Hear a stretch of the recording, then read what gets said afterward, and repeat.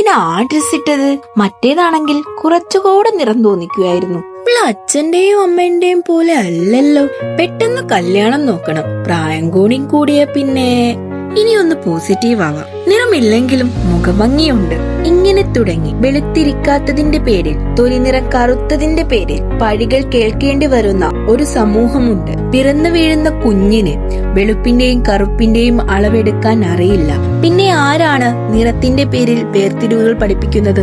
ഈ സമൂഹം. നീ കറുത്തിട്ടാണ് ഭംഗിയില്ലാത്തവളാണ്, വെളുത്തിട്ടാണ് ഭംഗിയുള്ളവളാണ് എന്ന് സമൂഹമാണ് അവരെ പഠിപ്പിക്കുന്നത്. വെളുത്തവർക്കാണ് ആധിപത്യം എന്ന് കാണിക്കുന്ന സിനിമകളും, വെൽ സെറ്റിൽഡ് ആയവരെ വെളുത്തിട്ടും ദരിദ്രരെ കറുത്തിട്ടും കാണിക്കുന്ന സിനിമകളും, ഫേസ് ക്രീമിന്റെ മാർക്കറ്റ് പിടിക്കാൻ കച്ചവടക്കാരിറക്കുന്ന തന്ത്രങ്ങളും അതിൽപ്പെട്ടതാണ്.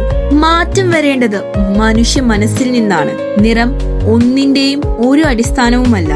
എല്ലാ സ്കിൻ ടോണുകളും ഭംഗിയുള്ളത് തന്നെയാണ്. യഥാർത്ഥത്തിൽ തൊലിനിറമാണോ ഒരാളെ ഉന്നതിയിലേക്കും അയാളുടെ ലക്ഷ്യങ്ങളിലേക്കും എത്തിക്കുന്നത്? ഒരു മനുഷ്യന്റെ കഠിനാധ്വാനവും പരിശ്രമവും ഉറച്ച മനസ്സുമാണ് അവരെ ഉന്നതിയിലെത്തിക്കുന്നത്. പൊട്ടക്കിണറ്റിലെ തവളകളാവാതെ ജീവിതത്തെ അല്പം കൂടി വിശാലമായി ഓരോരുത്തരും കാണാൻ ശ്രമിച്ചാൽ മാത്രമാണ് ഇന്നു പിറന്നു വീഴുന്ന നാളത്തെ സമൂഹത്തിനും നിറത്തിന്റെ പേരിൽ കുത്തുവാക്കുകൾ കേൾക്കേണ്ടി വരാതിരിക്കൂ. മാറേണ്ടത് നിന്റെ മനസ്സുകൂടിയാണ്.